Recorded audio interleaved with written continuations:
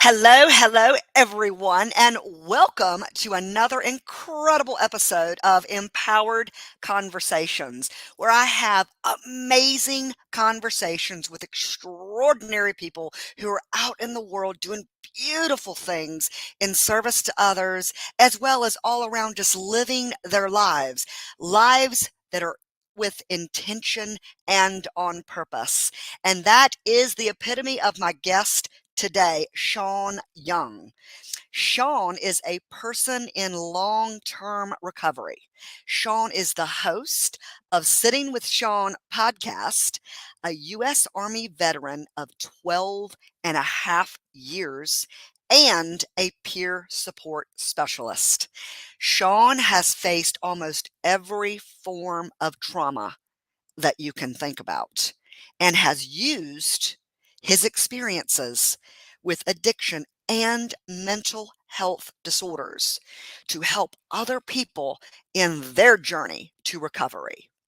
Sean works with justice involved veterans in Alaska and Maryland to help them gain and maintain recovery skills that will help them re enter and become productive members of society. So, guys, drum roll, please help me in welcoming Sean Young.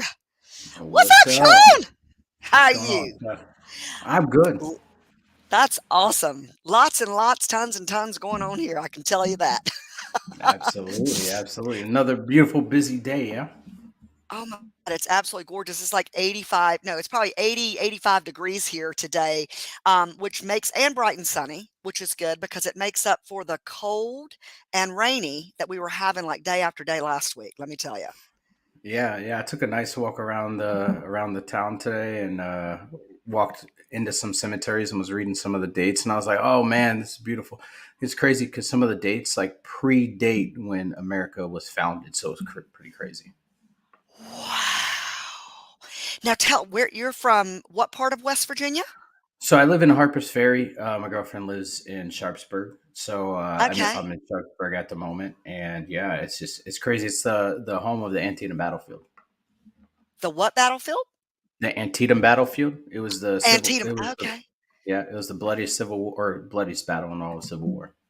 Wow. Wow. Mm. Let me tell you, Sean, I am so excited to have you here today. Thank you so much. It's such an honor to have you. Thank you for joining me. Thank you for having me. Yeah, you're so welcome. And, so I like to with everybody that's on my show, my main objective is to get to the core, the heart, the soul, the depth of the person that I'm speaking with. And, oftentimes, like every single person on the planet has, persevered through obstacles and challenges and trauma and, various things that bring them about to whatever part of journey, the journey that they're in currently. And I know that you mentioned, that you have dealt with just about everything that you can imagine, that one would consider, like painful or hurtful. So just share, share your journey, share what epiphanic moments, what, experiences all led you to, where you are today and starting your Sitting with Sean podcast, which I was on yesterday and that was super fun. Yeah. Well, so for me, I would have to start like what happened when I was a kid, Mhm. right? Yeah. Yeah. Um, I there's science behind the statement of somebody has a hereditary disposition to addiction, right? Which Mhm. means that if their mother or their father or both are addicts or alcoholics, then they're already at a disposition to become addicted to a substance. And Mhm. hey, I had both, and so my mother and my father were addicts and alcoholics. They had me. I'm the oldest of I guess four. I have half brothers and half sisters everywhere. Mhm. But when I was a kid, I was taken away from my family, my mother and my father, because my dad decided that he wanted to beat my ass with a belt coming out of the tub because I was splashing around, and so that created this small little crack in the foundation of fear for my father and fear for authority figures, right? Like if you held a position of power, I was terrified of you because of something my dad did, right? When I was about 2 or 3. So I remember being taken away from my family. I remember the child services workers coming in and looking at my sister and I taking pictures, and like I didn't understand what it was about, but I'm sitting here flexing like Hulk Hogan, right? Because Hulk Hogan was like my idol as a kid, and I loved, Oh. I loved the attention. I wanted to be Mr. Center of Attention. I didn't Mhm. understand that they're taking pictures for official use that would pretty much strip my parents of the rights of having my sister and I.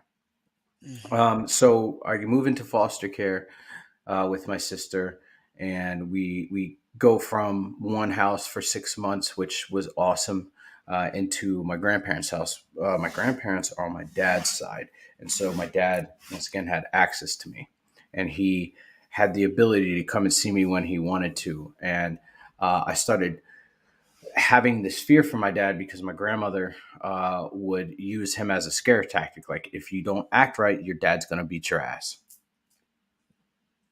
Naturally, any child is going to be terrified, right? And Mhm. so, she would use scare tactics like that. Or my grandfather was a Vietnam vet, but he was also an electric worker for the University of Maryland for 25 years. He's a short guy, but he was very stocky. He had bear claw hands, and Yeah. he was the executioner, where my grandmother was the judge and the jury. And so Gotcha. my grandfather had a heavy hand, and stuff like that. And so I started, like, here's more fear for authority coming in, right? Um, so I get about the age of like 10, and my dad comes into town, and he's got his brand new wife. My dad and my mom had split up, and he said, if you could live with anybody, who would it be? Me, your grandmother, or your mother? And I, being the kid that seeked my father's approval all the time, I said, you. I want to live with you, right? I want to Yeah. be, I want to be around my dad. Mhm. So custody was handed over to my dad, and we move up to Erie, Pennsylvania, and I live in Erie, Pennsylvania for about 6 years after that. And in that time, my dad was his alcoholism was showing through real bad, and he was drinking Mhm. a lot more, and so he was like really angry all the time, and his anger was directed at my sister. And they start off with, like, insults like name calling and emotional and mental abuse, but then, like, it turned to physical, and he started doing pressure points, smacks on the back of the head to her. And then finally, out of anger, one day he comes to me and says, your sister is not my biological daughter. Absolutely shattered my world. And he said, I don't have any ties or any responsibility to her, so I'm sending her back to your grandmother's house. And that was the first time that I had grasped the concept of grief and loss, where Right. the one constant thing in my life was being taken away from me. And so she Mhm. was, she was taken away from me, and sent to my grandmother's house. And for the first time in my whole life, I felt alone, right? Because I didn't have the support. I didn't have somebody there that really knew who I was. And so his anger shifted from her to me. And once again, it started off with name calling, the mental and emotional stuff, and then it turned to physical. I remember one time was what really cemented me being like, holy shit, I'm terrified of my dad, and I think he's gonna fucking kill me. And that was like, I was 13, 14 years old. We're in the kitchen. I don't even remember like what I did, but he grabbed me by the throat and like squeezed and lifted me up in the air and looked at me in the face and said, I'm gonna fucking kill you. And that was like, okay, the one Yeah. person that is supposed to love me is telling me he's gonna fucking kill me. And then it got worse from there, right? Like, so it went Yeah. from that, and he would say, hey, go practice falling down in the backyard. And so I'd go in the backyard, and he would just throw me from fence post to fence post and come and hit me in the back of the head with an elbow. So, He asked you to go practice falling down? yep. Okay. Yep. And so, like, so And even then, like while he's doing that, he's saying, "I'm doing this because I love you." And I've learned over time to hate that phrase, right? Because that's not love. You're not showing love to your child. But because of Right. that, I didn't have this. I didn't have an understanding of what love was. I thought love was pain. I thought love was heartache. I thought love equaled getting my ass beat. I didn't Mhm, know what mhm. real, unconditional, true love was. Right. And actually, it wasn't until about 3 months ago, 4 months ago, that I would understand like that I'm worthy of love, that Yeah. that I deserve love, and what love really meant. Um, so going back, it got to a point between my father and I that he ended up kicking me out of the house. And at the age of 16, he said, "I can't handle you anymore." He chased me around the neighborhood with a phone book and smacked me, and he knew that it wouldn't leave a mark, so he did that. And everybody in the neighborhood seen it, and nobody said a damn thing because they're afraid of my dad. Mhm. So I go back down to Maryland with my grandparents, and I'm there, and I'm starting to discover who I am, right? I'm starting to go to church, or at least who I thought I was. I was going to church. Mhm. I wanted to become a pastor. I tell my dad, and he said, "No, absolutely not. You're joining the military." And I said, "What?" He said, "No, you're going to join the military, or I'm kicking you out of my family." He legitimately said, "I'm going to kick you out of my family." I'd already lost so much in my life up to that point. Right. Like my mother wasn't even a part of my life at that point. That I didn't want to lose that. So I said, "All right, fine, I'll join the military." So I go in, sign a contract for the army, and I joined the army in July 2006. On my birthday was my first day in basic training. 18 years old. Congratulations, welcome to the world, kid. Yeah, yeah, And yeah. yeah, basic training Where were was you easy. stationed? Where were you Um, so stationed? so I did basic training at Fort Sill, Oklahoma, Okay. and my advanced individual training there, and then I went to Fort Benning to become airborne qualified, so jumping out of a perfectly good airplane. And then my first duty station was Vicenza, Italy, under the 173rd Airborne. Um, and that's where I learned. That's where I learned my how to drink and how to be. And I've said this before, and I learned how to become a professional soldier, but I learned how to become a professional drinker Mhm, because mhm. you either had to learn how to drink and handle your alcohol, or not drink at all, right? And Right, right. the military has this like really crazy culture where they do everything that involves drinking, right? So like if you're at a barbecue, you're drinking. If you're at a formal event, you're drinking. If you're out and about, you're drinking, right? So like everything you do involves drinking. And I was like, I have a reputation to uphold. I'm a paratrooper. We're badass Mhm, paratroopers, right? We jump out of mhm. airplanes. We do crazy shit. So I started drinking at the age of 18, and right off the bat, boom, I was hooked. And Yeah. I drank for 5 months, heavy as shit for 5 months. I remember going on runs, 12-mile runs, drunk as fuck from the night before. Going on long ruck marches, drunk as fuck. Yeah. And then I got deployed. Just So to let you know that most does at social is involve drinking. It's not just the military. It's like if you think about getting together with friends, you're going out to dinner, unless it's a church related function, I mean, there's yeah. alcohol involved 99% Oh of the yeah. time. So, Oh yeah. yeah. So, yeah. Yeah. Yeah. Anyway, go ahead. But Yeah, so you got deployed. Yeah. so I go on my first deployment to Afghanistan, and for the first time ever in my life, I looked at going on that deployment in this really bad contentious area, and I was like, I don't care if I live. I didn't have really anybody to live for. I had nothing in my life going for me. I was just like, fuck it. If I die, I die. And I started living in that realm of I was a little less cautious. I was, a little less anxious to go out on patrols, and call home as much. And it was just a really rough patch for me in my life. And so I get back from that deployment, and like no shit, 30 minutes after I'm off the plane, I'm back in my room getting fucked up. Like I gave myself no breathing time. I just boom right back at it. And that lasts about a year, and I met this woman, and she was the most beautiful thing that I ever seen at the time, and I was like head over heels for her. Yeah. But there's this massive age difference. She's 27, I'm 20. there's Yeah. also this huge mental gap between us, right? Right. She's an adult. She's already faced life head on. I'm 20 years old, still stuck in a child's mentality, right? And so I fall in love with her, and like, we start talking about a future together. I propose to her. She says yes. I go on my next deployment. Halfway through that deployment, I found out she's cheating on me.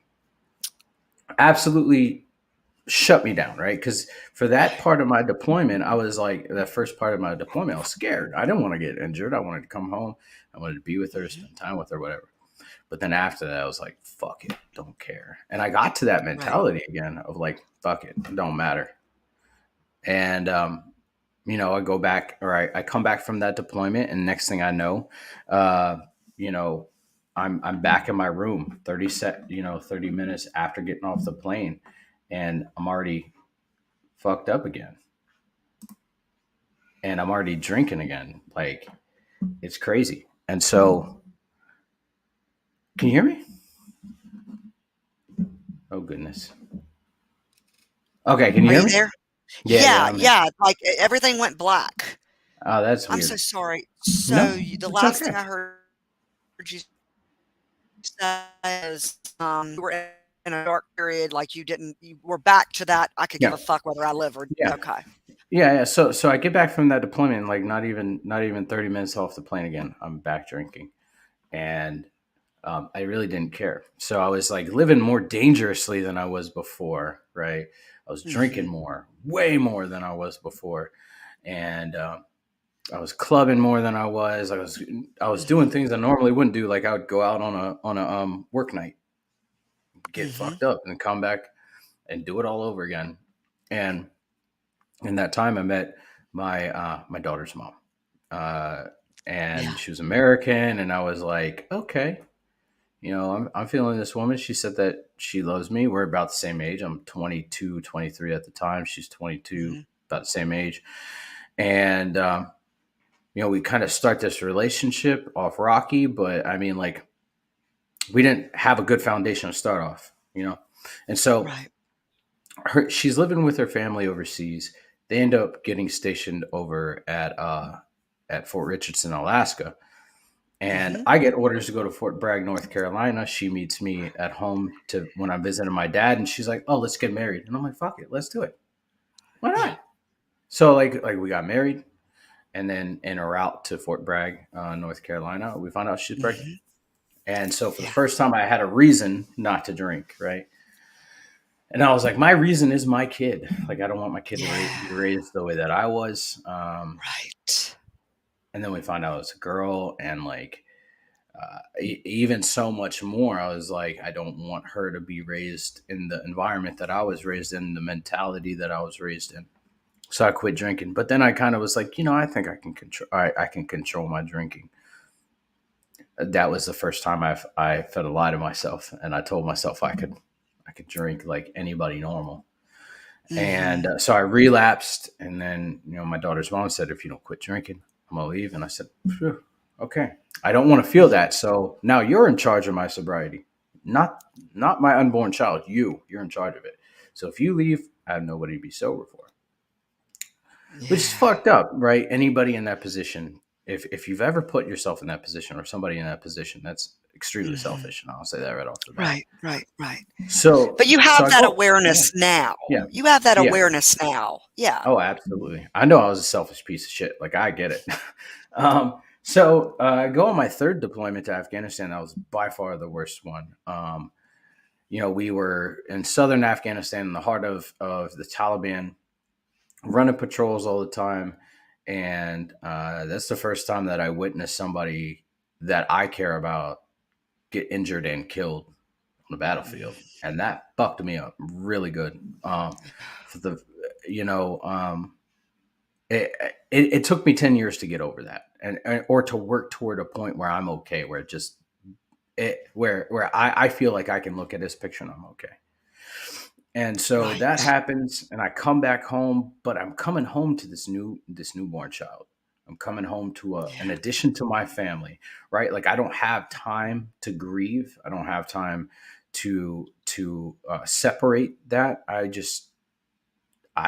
I have time to focus on my kid. And as long as my kid is here and my kid's safe and she's healthy, I'm okay, right? That's Mhm. exactly where I was at Mhm. mentally. But I was like, Mhm. I think I can drink. And I talked it over with my daughter's mom. She's like, yeah, sure, yeah. So I fed myself the lie again, and I drank again. And um, once again, she said, if you don't quit drinking because you're drinking too heavy, I'm leaving. And I was like, all right, Mhm. fine, I'm done. But you're in charge of my sobriety again. Just letting you know. And so I go on my fourth deployment, and that deployment was so easy. We didn't do anything, no combat patrols, no nothing. We were literally guarding like the Department of State in Afghanistan. And for the first time, I had a moment to think. And then Right. the idle hands do the devil's work. And so I was like, am I in love with my daughter's mom? No. Do I love her? Yes, but I'm not in love with her. I don't want my daughter to be raised in this. And I was playing that tape over and over and over again. And I told her, I said, look, Yeah. in order to save us the bullshit later on, like, let's just cut ties right now. We can be friends at some point. But then everybody turned their back on me because I said that. Everybody automatically was like, "You're turning your back on your daughter. You don't care about your daughter." But I was like, "No, I do, but I don't want her to suffer what I went through." And so I come back home once again, right back to drinking. Um, the hardest thing that I had to deal with in that time of transition was driving her to Fort Benning, Georgia, where my daughter's mother's mother was. It's a lot of mothers, Mm. uh, and and, uh, and and as I'm standing in the doorway about to leave, my daughter looks at me and she says, "Dad, don't go." Ripped me apart, fucked me up good. and Yeah. she got tears coming out of her eyes. She says, "Dad, don't go." She's like 2 years old, two and a half. And for the first time, I was like, I felt I let everything go, just flood of emotions. It was eerily reminiscent of when I was a kid because I said that to my dad. Mhm. I was Mhm. like, I'm turning into the person I didn't want to fucking be, Right. and I'm turning into this monster. And like, here's the proof. So I go back home and I'm drinking again. And I meet another woman, and she tells me, "Hey, I don't, if you don't quit drinking, I'm gonna leave." There's a really weird connection here, Like right? a pattern. Yeah, there's a pattern. Yeah, Uh, pattern. Yeah. fucking pattern. There's a huge pattern that Uh-huh. happens, Mhm. and so I once again, I'm like, okay, I don't want to lose you, so I'm gonna quit drinking. And so I quit drinking. Um, and 2015 rolls around, I'm not drinking. 2016 rolls around, and I have a few training events that happen in Germany and England, and I go to those and I drink. But I'm lying, right? Like I'm talking to her every night. She's like, "Oh, you're drinking," and I said, "No, no, no, I'm not drinking. I'm not drinking." Right. She's like, "I'm looking Yeah. at these bank statements, dude, and like it shows that you're at bars." And I'm like, I'm not drinking. We went to dinner." She's like, $500 worth of dinner. Come on, let's be real here. And Kobe. Kobe steak. yeah, exactly, exactly. And so like, so I was lying to people that I cared about, and I was hiding my Mhm. drinking, like all the Right. signs of addiction right there. So I come back, and like my career is still like climbing, and Mhm. I get promoted to staff sergeant E6, which is kind of it's a big deal at that point. And when I Mhm. do, I get this list of where I can go if I reenlist. So I hand the list over, and at the time we were married, my wife looks at the list and she's like, "Let's go to Alaska." And I'm like, "Fuck it, let's go to Alaska." So we go to Alaska, Yeah. and Alaska is beautiful, right? It's amazing. It's a Yeah. massive Never been transition. there, wanna go. Yeah. Well, yeah, I'll get into that later. But we go to Alaska and we get there, and before every deployment they do this memory test, right? And it gauges Uh-huh. your memory, it gauges your short term, long term memory, it gauges your reaction time, Mhm. and all this other stuff. And I completely bombed it, absolutely bombed it. And so the nurse at the hospital is looking over my results, and she's like, "We need to get you in to be seen for traumatic brain injury." which is like fancy lingo for a shitload of concussions. And for the first time, I was like, I am not normal, right? Like I'm not, I'm not drinking at that time, but I'm like, I am not normal, right? And when when when the LPN is like going over the list of Mhm. symptoms, I'm like, yes, yes, yes. Just through the list, like I just see every single one is yes. Like, you know, um, uh, memory is gone, my speech is gone. I'm stuttering over my words. I'm an emotional wreck or I'm on this emotional roller coaster all the time. Can't regulate my Right. emotions. None of that shit. And so like life became really bad for me at that time. And my health, I had a real bad health scare. They start throwing around the C word and it was Really. scary. Yeah, they Yeah. start throwing around the C word and like I was just fucked up mentally. And so on a normal work day, which is like anywhere from 12 to 16 hours, I'm in the hospital for about 6 to 8 of that, going through all these forms of counseling, right? All these forms of Mhm. therapy. And in the meantime, work is going good. I'm taking care of my health, but home is lacking, right? Like my relationship with my wife is slowly going downhill. Right. Right. And I'm not seeing it. I'm thinking everything's going fine. And so Right. when she comes home, she comes home from work one day, she goes, I'm cheating on you. Right. Again, here it is, right? Like I can't figure this out. Why am I not good enough? Right? Why Right. can't what is about me that's so broken that you can't love me? And so I went on this really bad, just like emotional roller coaster again. I was just couldn't figure it Mhm. out. And then that was in 2018. And then Cinco de Mayo 2018, I relapsed again. But I relapsed hard, and this one was for a month. All I was doing was going to work, drinking, going to work, coming home, drinking, go to bed. I was barely eating, barely sleeping. Just it was like work, drinking, sleep, work, drinking, sleep. Just boom, boom, boom, Mhm. revolving door. And I got really there's a real bad point in that time frame where I said I just don't want to live anymore. Like fuck it, don't care. And it was the first time where I said I don't want to be on this planet anymore. And so Yeah. I devised a plan, and um, I, I made this whole plan up, and I went through with the plan, and thank God it didn't work. We'll just say that. Right. I Yeah. drank enough. I drank enough to kill a small army, and I threw my truck into a tree at 70 miles an hour. And Mm. when I woke up in the hospital, I was like, "Fuck, I'm still here. It didn't work." And I look over and she's sitting there and she degrading me as to why I did it. And for the first time, I just felt completely alone, right? Like just Yeah. I had nobody, right?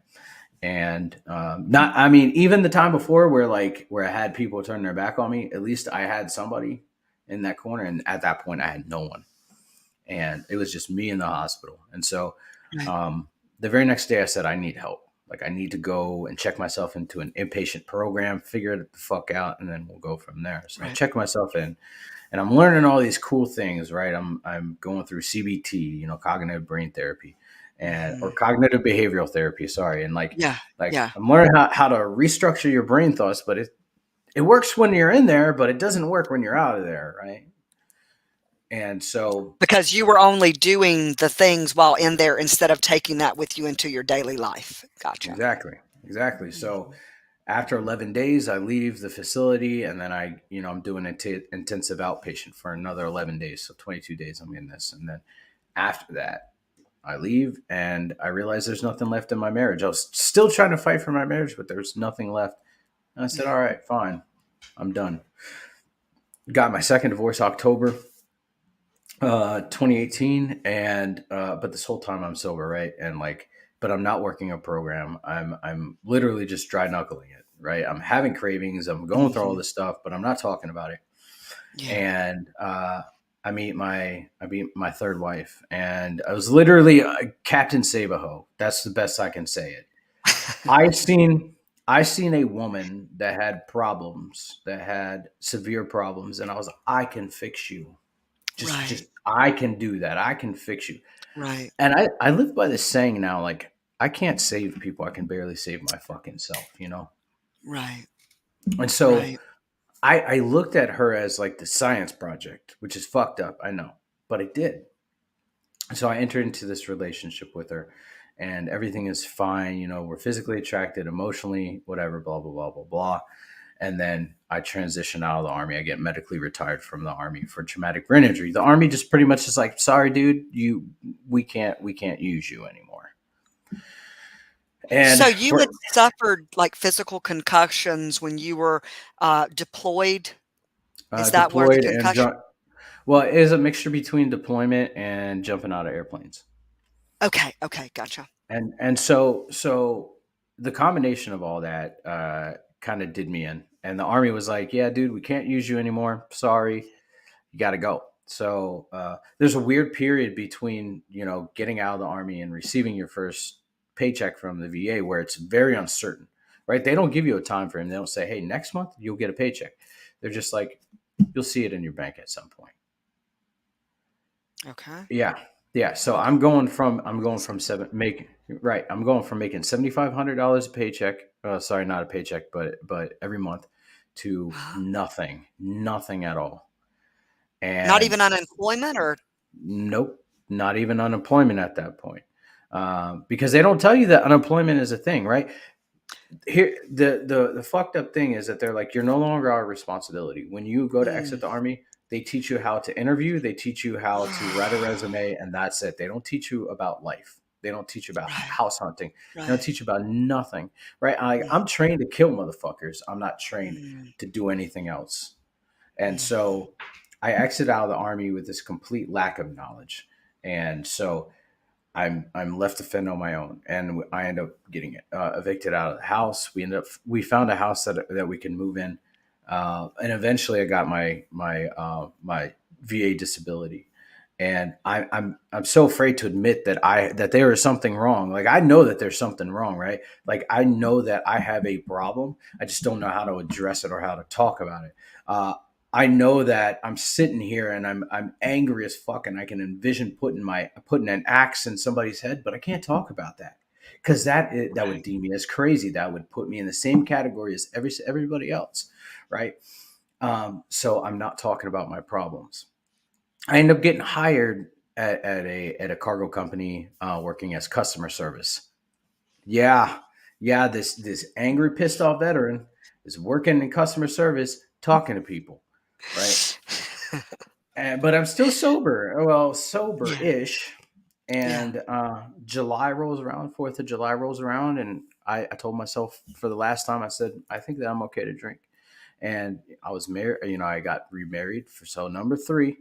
And she looks at me. She's are you sure that you're good to drink? And I was like, yeah, I'll just have one. I think because I'm in a different environment, I'm with somebody that really cares about me and loves, and I'm making excuses as to why Right. I'm drinking, Right. not Right. finding reasons not to. I wanted to So I have a fit in. question. Was Yeah, the drinking, do you think that that was a mental addiction or a physical addiction? I think both, Or a really. both? Okay. Yeah, yeah. So I tell her, hey, I'm just gonna have one. Well, I didn't just have one. I had five, and then five led to the next night I'm drinking more. And Mhm. sooner rather than later, I was back to drinking the same amount that I was, not giving a shit. I was calling out of work because I was too drunk to go into work, too drunk to drive, uh, and I become the total piece of shit that I didn't want to be. And Right.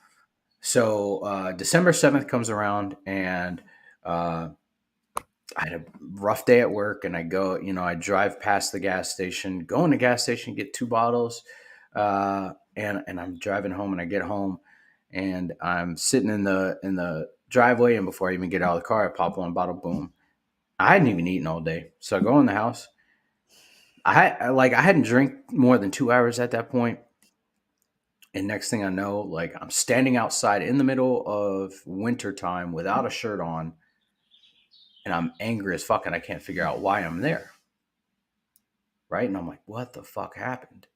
So I walk back inside, and the scene that I see in my house is pure chaos. Open the door, the whole house is destroyed. There's holes in the wall. Everything that I had on the walls is torn off the walls. Shit is thrown all over the place. I look down the hallway and my wife is on the floor. I don't know why the fuck she's on the floor, but I'm angry and I can't tell you why. And I grab my keys and I go. I call her the next day. She's like, "You hit me." And I said, "I don't remember." She said, "You hit me." And I was like, Yeah. "Fuck." Well, if this is true, which you've never lied to me, so there's proof enough, I've got to turn myself in. So I call the Anchorage Police Department. I say, "Hey, look, dude, like, I don't know what happened. My wife is saying I hit her. I don't remember. Take me away." And so I literally got put in jail. And in jail, like I spent 20 days in jail. And in jail, like I blamed everybody for my problems. I was so fucking Right. angry at everybody, right? I was angry at my wife because like she allowed me to drink. She couldn't stop me from drinking. Like, let's Right. be real. I was mad at my roommate because the motherfucker could have choked me out because he's bigger than me. Let's be real here. It's my problem. I created all this. And, it's my Mhm. mom and my dad's fault because if they weren't addicted and they didn't treat me like such a fucking outcast, then I wouldn't have this problem. But in reality, Right. I would have had all that and more. So this old native man is in jail, and in jail they called me a Viking, and he looks at me and said, "Viking, shut the fuck up." And I was like, "What? Who the fuck are you?" And he's like, "You created all these problems for yourself. When you get to the point that you can accept that you created all these problems, you're going to be fine. But until then, you're going to stay where you're at." And at first I was like, "Man, fuck him. He doesn't know who I am," Yeah. right? That's the automatic response that we give. Well, It's of like, fuck him. course. Everybody, Right? anybody would be defensive. Anybody. Yeah. Absolutely. Yeah. Yeah. I was like, "Kiss my ass, dude." And but then like I went back to my cell and I sat there and I was like, he's absolutely right. And for the first time in my life, I had to have a hard look in the mirror and be like, "You did everything. It's your fault." Right. Right? Mm. People make decisions, their own decisions, but you created a lot of the problems, if not all the problems in your adult life. And so I sat with that and I Mhm. accepted that. And I feel like I really needed to hear that because Yeah. what happened next changed the trajectory of everything. An hour later, I get a knock on my cell. It's the corrections officer. He's like, "Hey, pack your stuff up, come with me." I'm like, "The fuck? Where are we going?" We go out, drop my stuff off, and he's like, "Your bail got posted." He's like, "We're waiting on electronic monitoring to come and pick you up." It's like, "Fuck, okay." And he's like, "And you're going to be released today." I had nowhere to go. I had no, but somebody came to pick me up and I had a place to go, and that's where I started my recovery. I entered into what's called a therapeutic court in Alaska. In the lower 48, it's called drug court or mental health court, where I was forced, not forced, I voluntarily went into the program, and I could have left at any point, but I would have gone back to jail had I done that. So Right. um, in that program, there is a very structured, strict regulation to follow. You have UAs to do. You got individual counseling, group counseling. You got to do, and you also have you have to go to AA and all that stuff. And the treatment was holistic in the point where it didn't just focus on the substance abuse. It focused on the mental health stuff, and that's where I really started digging into myself and really working on myself. And I got to this point where I said, "I need help, and this is what I need to do to get that help." So boom, went right on it, nose to the grindstone. I entered into the program, and I remember sitting in the jury stand the very first day that I went there, and the judge said, "Why is this time any different? Because you said you've gotten Right. sober before. Why is this Mhm. fucking time any different?" I said, "Because I've done it for other people before. I have to do it for myself." Boom. And this is crazy. I said, "God forbid anything happens to my family. I'm only going to have myself, right?" I said, "I have to do this for myself Right. because if I don't, just fuck it. Why am I here doing this?"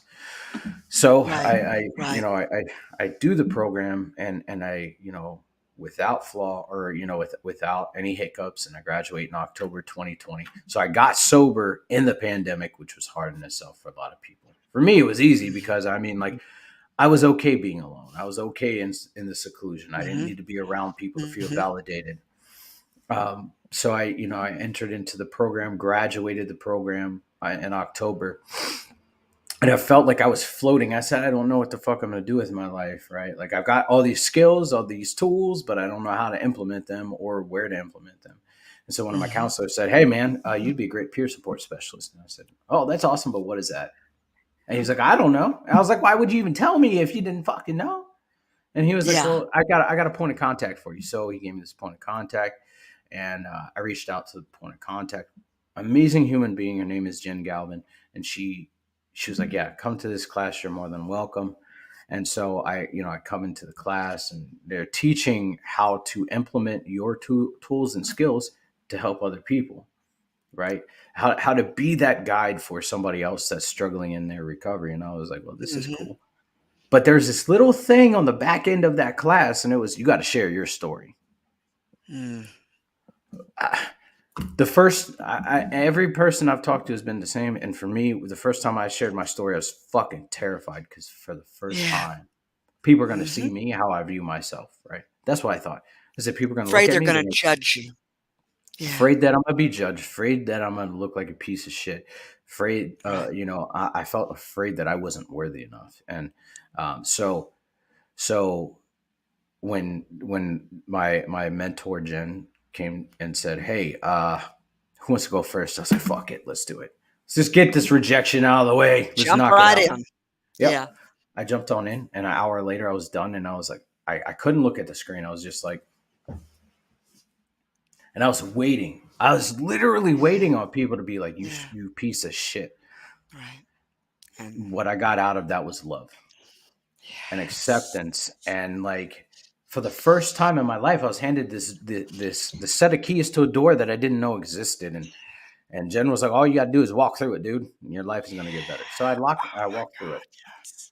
and when I got on the other side of that door, doors opened up for me that I didn't know existed. Yeah. Right, I started, I got in contact with the alumni for Alaska Therapeutic Courts, and and they said, we want you to build this alumni group, a process group for veterans that are in the program, and where they can come and share with you what they wouldn't share with a counselor or with anybody else. And I said, fuck it, sign me up, let's do it. So I did it, and I started in November 2020, and we're still going strong. Like, as a matter of fact, I have a meeting tonight, Yeah. Yeah. and so I have these people that come in and pour their heart out, and it's the most beautiful thing. So on top of that, I got certified in one of the classes to be a facilitator. That class saved my life. That class is instrumental in showing me that I fucked up, but there's a path to fix it, right? And Right. there's I don't have to live in that suffering and that sorrow anymore. Boom. Right. So fast forward to last year. I want to say May or June last year. Uh, I got invited on a podcast, and like for the longest time, I wanted to start a podcast. I just didn't have the outlet to do so. I didn't know what I wanted to talk Yeah. about, and Yeah. I was brought on this podcast on a panel podcast, and we talked about spirituality and about the supernatural, two of my Mhm. favorite areas to talk about. And so I shared, we talked. I had a great time, good laughs, and afterwards, the host was like, "Hey, man, you got a voice for podcasting." He was like, "Do you?" I was like, "Well, fucking, I want to be a podcaster. Like, that would be great just to talk to people." And Yeah. he's like, "Do you have an idea of what you want to talk about?" I said, "Absolutely." And he's like, "Cool." So he coached, mentor, and trained me to become a podcaster. And I started, Uh-huh. doing my podcast where I bring people on, such as yourself and other people, to share their story, of what happened, uh, what it was like, what happened, that was that nexus to change the way that they think, and then what they're doing now to give back to the community. And it's been a blessing. But I'm gonna go back. Yes. I'm gonna go back to that statement that I made when I went to court that first time, December this past year. Um, that self-fulfilling prophecy of God forbid something happens to my family came true.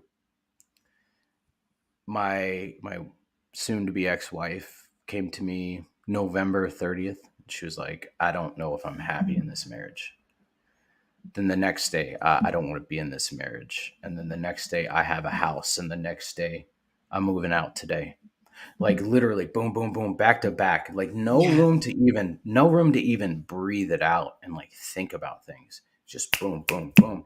And I went into this crisis mode, dude. Like it was like fight or flight. Like I'm back in this situation that I was in before, what the fuck, right? And it tore me apart. I spent many nights up crying, many nights looking at the walls and like seeing the life that we built together, and like, fuck, I can't get through this, right? Like, why Mhm. me? And I didn't have the will to drink. I didn't have the want to drink. I what I had what I had was this will to survive. That's all that it Yes. was this will to fucking live This and this will to survive. yeah. And I was like, what helped me in my early recovery? Reaching out to people, talking to people, attending meetings, going to my counseling. That's what helped me at the core. So let's get back to that. I lived on my phone pretty much for a week and a half straight. There was not a moment where I was awake that I wasn't talking to somebody, I wasn't texting somebody, I wasn't in a meeting, and I wasn't in counseling. That's what I Mm. did.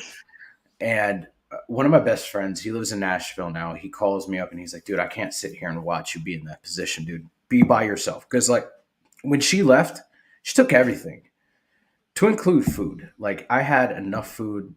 I had like 6 packs of ramen, Wow. and I had to survive on that. And like that fucked me up. And so like he's like, Why did she do that? Why would she just take, like, why was she that resentful? it wasn't that she was resentful. The big C word. Once again, another partner cheated on me. And so, but But I still had taking all the food. I mean, doesn't he have to, can't he give her some food? right. But she Huh? chose to do it. She chose to leave after I had paid all the bills. Yeah. So I had nothing to my name. And so like I was literally flat ass broke. And like I was just in this mental place where it was either stay here and I don't know what the fuck is going to happen, or just take some time and go home and see your family. I didn't have the money for it, and my best friend Sean comes and he calls me and said, I can't watch you be here. I cannot watch you physically be in this state of mind. He's like, if you could go anywhere right now, where would it be? And I told him, I said, go home. And he's like, I got your ticket. And he bought me a ticket to go home. And so I flew home, and I literally sat in the airport on the way here, and I was like, I don't want to fucking leave because I know what happens. If I leave, I'm not coming back. Like I had a month time frame, but I had this feeling. I was like, if I leave, I don't come back, right? Like I'm not coming back to Alaska. Um, and I got to Denver. I said, I don't want to leave, right? Like I'm not coming back. I got to Washington D.C. and my dad picked me up, and I looked at him straight up, and he's like, "Oh, I'm happy to see you." I was like, "Dad, I don't want to be here. Straight up, I don't want to be here." And through that month, my dad worked with me, and my dad sat me down, and he said, he said, when you accept that your relationship is over, you'll be okay. And I fought that. I was like, no, and I was like making excuses for her, and I was like, So had your dad done some, mental health work on himself as well to get him to so the point where he could be open like that with you? well, so my dad and I have a much better relationship now. He's kind of gotten to this point where he openly admitted to everything that he had done, and he had, him and I had made amends, and it was okay, so Yeah, I felt okay in the place that I was in mentally and emotionally to put, to give him that, and to show him that right. side of me. Right. And That's awesome. yeah, so Forgiveness. oh yeah, and so like, so he's like, when you get to that point where you're willing to accept that things are over between you and her, you're going to be fine. He's like, but you're going to suffer as long as you allow yourself to. And I listened to that. I was Mm. like, what the fuck is that supposed to mean, man? What kind of Buddha shit is that? Like, allow myself to suffer. Like, fuck you. You don't know me. I did that again. Yeah, yeah. Then I had a spiritual experience, and that spiritual experience unlocked so much for me. And when I came out of it, I was like, nothing can hurt me. Nothing Share can so hurt what me was your anymore. spiritual experience? Spiritual experience, man, is like I was meditating, and next thing I know, a Native American spirit appeared in front of me and said, and said, look at your feet. And so I looked down, and there's this beautiful axe, and it's got leathers of all colors and feathers. Yeah. And he said, if you pick it up, you accept what is coming to you. But if you don't touch it, then you will not receive anything. And so I grabbed it, I held it, and he said, you're a healer. He said, but you're also a warrior. He said, you have the power to give life, but you have the power to take it too. In order to be a healer, we must first have healed or Yeah. enabled ourselves to heal. So I have a question. So hold on, that just hit me, and I don't know if or you know this or you have this revelation as well. But you mentioned that where you currently live, I think there are graves that are prior to America Hmm. being found and formed. Hmm. So the fact that it was a Native American Hmm. that comes Hmm. to you, uh, Sean, Oh, energy. oh, oh, The oh, I energy is know. you. Wow. Yeah. And in this spiritual experience, after I seen that, he presented my wife to me on the slab, right? Like a ceremonial slab. And he said, you can heal her or you can end her right now. And I was like, fuck, I want to heal her, right? Because I'm thinking, like, if I Right. heal her, Right. But then yes, then she's you coming don't back, you never right? want to do anything negative. Like you have to be very careful with your energy and your Yeah, prayers, because you might be hurt by someone, but you must, because in order to heal the yeah, energy, it needs to be a positive, higher vibration. exactly. And he's like, you take this axe and you lay it on her if you want to heal her. So I did, and I followed through the steps that he told me to do to heal her. And I'm thinking, she's coming back to me. She's gonna come back to me. This is what that means. When in reality, Right. Right. it was me cutting ties, me severing Yes. those ties between her and I, and the Yeah. emotional tie and the physical tie, all of it. And when I got to that point, and I boom, I felt it in my physical body. He was like, suck all the pain and all the anger and all the hurt out of her. And when I Mm. did that, like I felt it in my physical body, and like um, after I took my axe back, he gave me a name and like Mhm. everything, and I was like, what the fuck? So I've told people this, and one of my psychic friends is like, you were Native American in your past life, and and there's a reason why I came back to the where I'm at now, uh, Mhm. because I've had two different psychics that don't know each other tell me, you need to go back to where you grew up at. Like that's your home. You need to go back to your home because that's where you're from. Mhm. That's where you Mhm. died in a past life or a few past lives. You need to Cold figure it chills. the fuck out. Yeah. Cold And chills. so I kind of was like, I think I know. Like I was in the Civil War, and they're like, yeah, you died at the Battle of Antietam, which right now where I'm at, Holy Antietam's a fuck. 5 minute walk down the road. I'm telling you right now, I'm waves of cold chills right now. Yeah, and so one of my psychic friends that doesn't really know me, she came to me and she said, "You're there." She was like, "Here is your reason why you're here in this location." She said there was an atrocity that happened before the Civil War happened, and it happened between two tribes of natives. Mhm. And you Mhm. have been a warrior in past lives, and you just haven't been able to figure it out. You, me, haven't been able to Oh, figure out God. how to bring that peace. And she's like, your job is to put to rest those spirits in the area. And I was like, how am I supposed to do that? What am I supposed Right. to do? And she's like, you have to figure it out. I can't help you. That you were born in, mother and father who were addicted to drugs, and I'm assuming alcohol as well. So I have a quick question. So Yeah. your little sister, your Hmm. dad sent her away to Hmm. live with your grandparents. Did you ever see her after that? I mean, she wasn't a part of your Yeah. immediate life, but how often did you see her? Okay. Because as So I'm listening to the story, I'm hearing like what you couldn't do for her, you have played out by like manifesting these different women who wind up fucking you over, yeah. and wow. Yeah. So when I moved back in with my grandparents when I was 16, I she lived with us, or I lived with them, and so I got to spend Mhm. some time with her. And then I joined the army, and it was like I didn't really see her. I talked to her every once in a while. She got addicted on her own to other substances, which Oh, further, and it's crazy because like when you think of the hereditary disposition, you think, right. okay, well, it's a choice. Yes, it is. But three out of the three kids, well, three out of the four kids got addicted to a substance. Me, my brother, my second oldest brother, and then my sister. My youngest brother just turned 18. He has a high Mhm. probability, right? So like if you look at that, that's not a high success rate.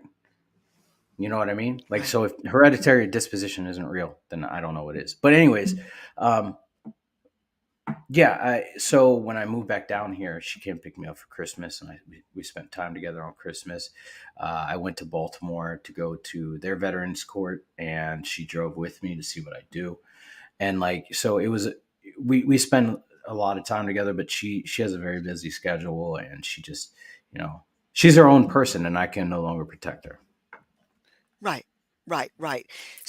So you have like then you have a biological daughter. Hmm. You have no sons. And with any of No. the women, and I know that you said that before we got on live, you mentioned that your current girlfriend, she also has a daughter. Yes. Have Yes. are noticing the pattern of female in Yep. your Yep. life? So here's a crazy thing when it comes to my girlfriend now, and people are gonna like. And my girlfriend was even like, "You have three ex-wives, and you're still willing to get out there and put yourself out there. That's fucking insane." But uh, I got to a point where I was okay with everything that happened. Not I wasn't okay with everything that happened with my ex-wife. Like, Mm. I'm mad at the situation. I'm not mad at her. I Right. have zero emotional ties to her. I'm mad about the situation. And one of my friends said, "You have to manifest what you want out of a partner." Yes. And he was like, "Write down everything that you want out of a partner, not the physical stuff." He's like, "The physical shit don't matter." He's like, "Write All of down it. everything." So I Yes. did. I wrote it down. I wrote Yes. it Yes. down, and as Yes. I'm writing it down, I'm like, "This is what I want." Blah, blah, blah. Not thinking shit of it, right? And then so I meet this woman, Hmm. and she comes along, and her and I are talking. Stephanie, she hits every one of those boxes, literally every single one of them. Like our shit aligns perfectly. And I was like, dude, this is insane. And then not to mention my one of my psychic friends, actually two of them are like, part of the reason that you're back in your hometown is because the person you're meant to be with lives in your hometown. And when I met her, um, we were talking, and she asked where I lived, and I said Harper's Ferry, and she's like, "Oh, okay." She's like, I don't live too far from you." I said, "Where do you live?" And she said Sharpsburg. It's my fucking hometown. This is literally 2 days after my psychic Yeah. friends told me And that. another thing as well is when you went to that one of those therapy programs and you or no, I'm sorry, when you were in jail and that guy said to you that basically he said something to you like you're the one manifesting, you were the one creating your life, and you're like fuck you, but then you sort of go, well, no, that's correct. So when you had that epiphanic moment in your life and that like that that that that brought about a new and complete new awareness for you, Hmm. you started to so you then you start resonate frequency in which you're attracting. Now you can say, this is what I want, not what I don't want, but focus, this is what I want, this is what I want, this is what I want, because you're more in alignment with being what you also want to have in a partner. Yeah, absolutely, absolutely. And like, there's weird things, if we talk about manifesting, weird things that have happened in my adult life since I got sober that I manifested, and I didn't even know I was doing it in the moment, but like reflecting back, I'm like, holy shit. Hmm. That's a fulfilling prophecy. Like, I came to visit my dad in 2021 because it was his birthday, and I hadn't seen him in like 10 years. And like him and I were spending time together. And then when we were going to leave, he was dropping me off at the airport, and I said, I don't want to go. I said, I don't want to fucking leave because I have not felt this level of peace ever in my life. And I know when I go back, it's going to be chaos, right? And so I go back, and I look at my soon to be ex wife, and I say, at the end of 2022, whether it's with or without you, I'm going back home. Like, I can't live in Alaska anymore. I'm going back Right. home. I forgot about that.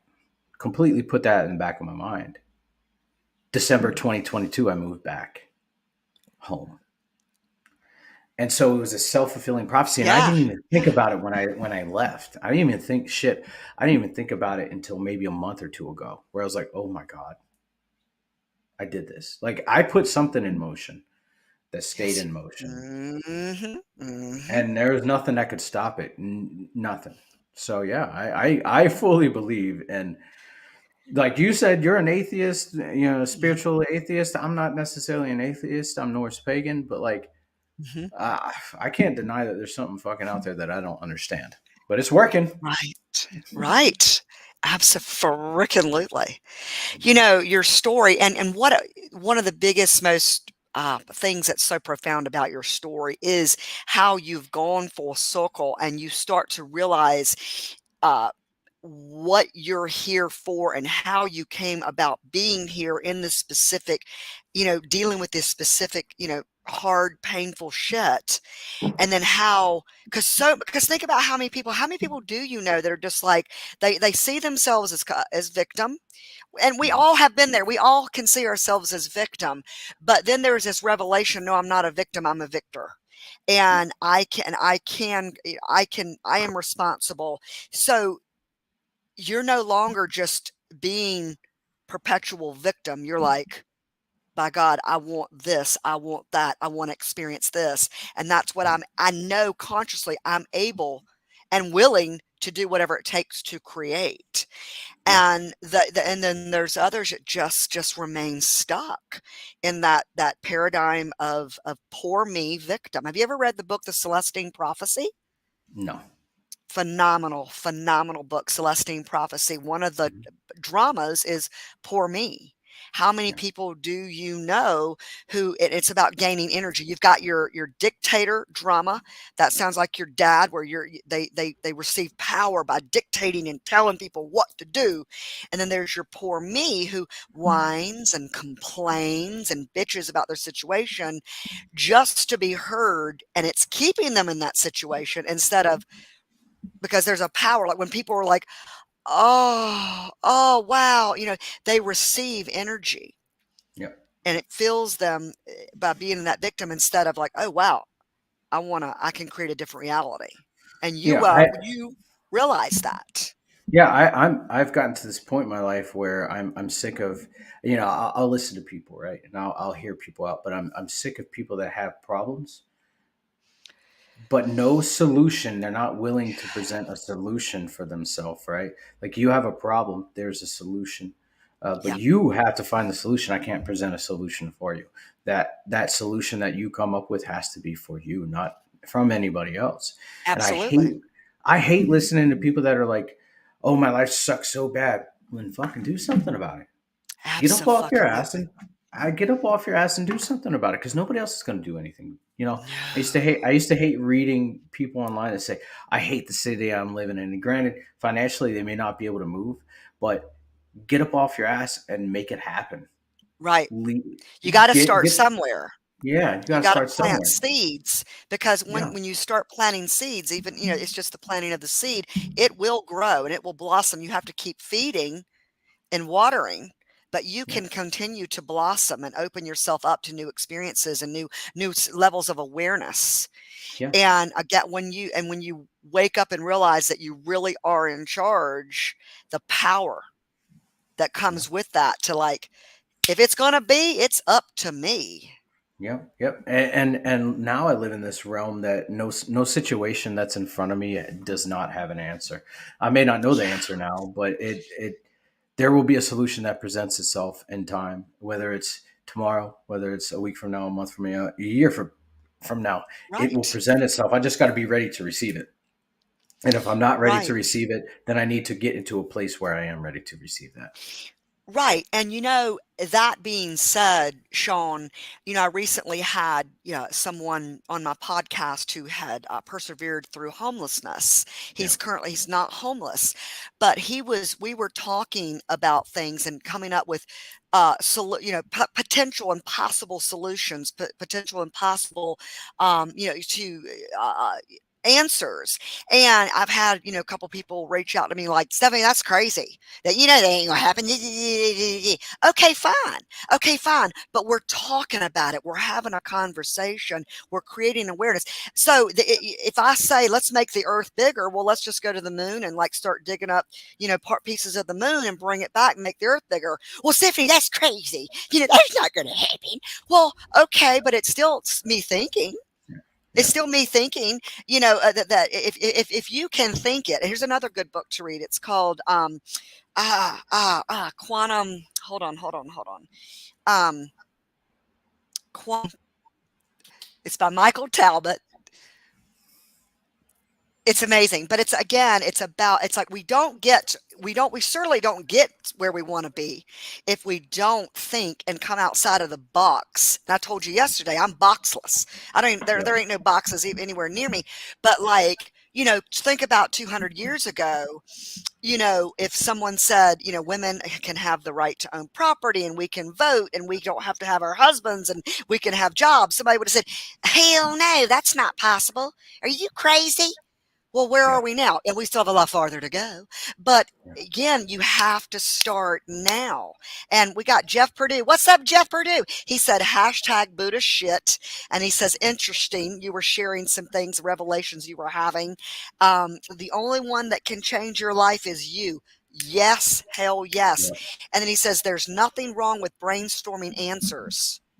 Absolutely. Absolutely. And that's the thing is like nobody can change your life except for you, and he's absolutely right, and I agree.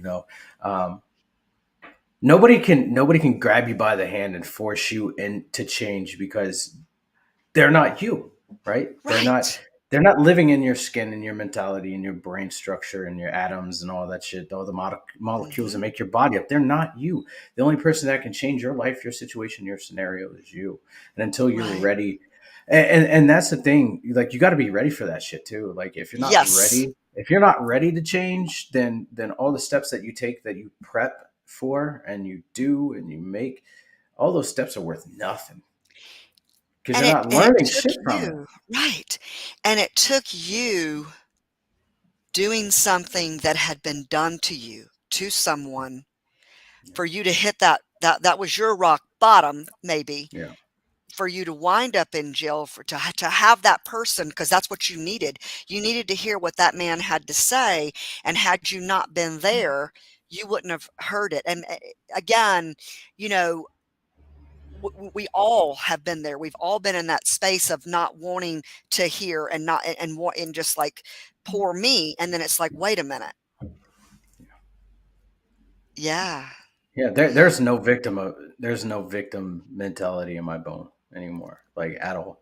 I can't even stand the word victim because Right. it makes my skin crawl, right? Like Yeah. nobody's a victim. Nobody is a fucking victim of their Right. circumstance, Right. right? To a degree, we put ourselves in those situations. We allow Right. ourselves in those situations, right? Whether it's by us physically doing it or us saying something or doing something, like we put ourselves in those situations. Until you're ready to accept that and step out of that darkness that you're in, you're gonna be stuck Right. there. And what we're talking about, to elaborate this, what happened to you when you were 2, 3, 4 years old is not your fault. That Oh you yeah. didn't put Oh no. yourself, No. but meaning, uh as a 2 or 3-year-old in that physical Yeah. body. You Yeah. chose, spiritually, energetically, to come into this particular life, to play out, to be a victor, to heal, the world, from in your past lives. But that's what we're talking about. Like, if you're people are like, well, what happens if I'm, driving down the road and a drunk driver hits me? Clearly that wasn't my Yeah. fault. So, Yeah. and we're not saying that, but No. what we're talking about is where okay, that happened to me, this happened to me when I was 5, this happened to me when I was 10, this happened to me when I was 24. So are you going to remain in that space of toxicity and, fuck them, my life sucks, I can't do anything, I have no power? Or are you going to go, wait a minute, no, I I'm going to take that, I'm Yeah. going to learn from it, whether I have to forgive them, forgive myself, whatever. ever is, and I told you some of my things yesterday about forgiveness of Mhm. myself and past karma from past lives.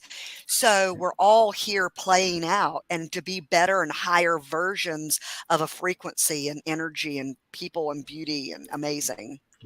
Yeah, and one of the things I've seen too is like people blaming, and I've done the same thing. I mean, I shared it Hmm. in my story. Hmm. People blaming other people for their Yes. problems, right? Hmm. Like, I love him, but my dad doesn't. My dad's like, oh, I wouldn't have these problems if my parents didn't do this to me. And I'm like, so is that acceptable for me to say that I wouldn't have my problems in my life because of you, Right. right? Is that? And he's like, no. I'm like, then why is it acceptable for you? Right? Right. Why is it okay for you to say about your parents, but I can't say about you? Right? That's not how this works. How this works is you take personal accountability. Nobody's putting the bottle to your mouth. Nobody's ripping a line for you. Nobody's shooting up for you. You're doing that yourself. Not Yes. saying that he's shooting up or anything, but like Right. just an example, right? Yeah. Like nobody's doing this shit for you Right. except for you. Right? So Right. you have to take personal accountability. There are things that happen when you were a kid, sure, that were out of your control. But everything that's Yes. in your control, that's within your control. 100%. Control with Sean, with control. show me your sweatshirt because we were Oh, talking about that when you came on. Show everybody your sweatshirt. Don't okay. feel alone. Is that, and that's you, right?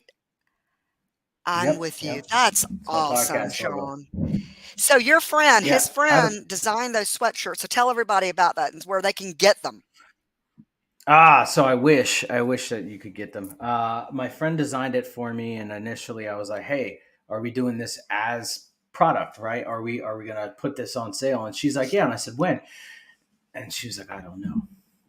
So that's still in the back order, but I do have some shirts. It's on my link tree. I think I sent you my link tree, but I have a few Yes. shirts. One is a Recover Out Loud shirt. It's got my face on, my big beautiful face, my big beard.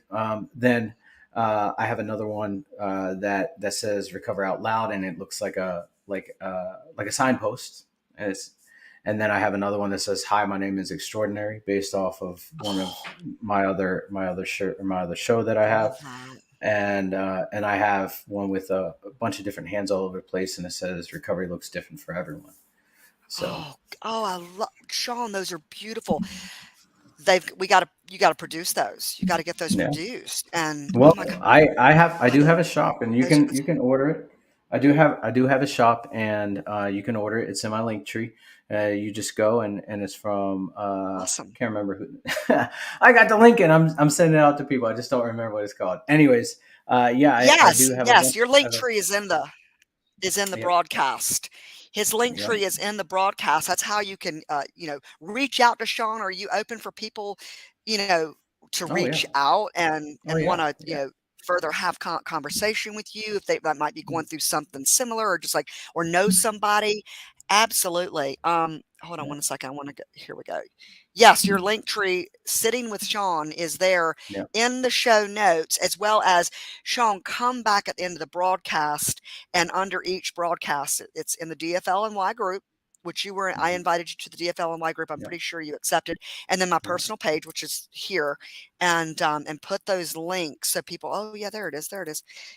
yeah, Yeah. yeah. Definitely, I will do. But you know, I there's like small milestones that I'm reaching every once in a while, and one of them for me was like get merch, you Yeah. know, and the next one is like monetize, and I'm working on the monetizing thing. It's hard, but one of them was get merch, and then the next one's monetize, and the next one is going to be appear on a TV show somewhere. I don't fucking know. I'm Yeah. already in a documentary. I'm already in two documentaries. So I mean, Oh, that is wonderful. Oh my God, can you tell us a little bit about those, yeah. So or is so that so okay? Yeah, yeah, yeah. no, that's a documentary way in the past. It was created in 2008 and then 2010. They're two separate ones, but they're in the same. It's about my unit's first deployment, my platoon's first deployment. The first one is called Restrepo, and then the second one is called Korengal, and pretty much they're tracking my platoon on that deployment, how crazy it was, the madness, and it was created by Sebastian Younger, which is the author of The Perfect Storm. He came in. He Hmm. pretty much was next to us and did everything that we were doing. It was pretty awesome. A really cool guy. That's so freaking cool. So, we have to get going here real soon. But I'm very, very, very familiar with. I used to hang out at Fort Bragg all the time. I have so many friends that like brothers, guys that are like brothers, that I still keep in touch with, that I, met at, Fort Bragg.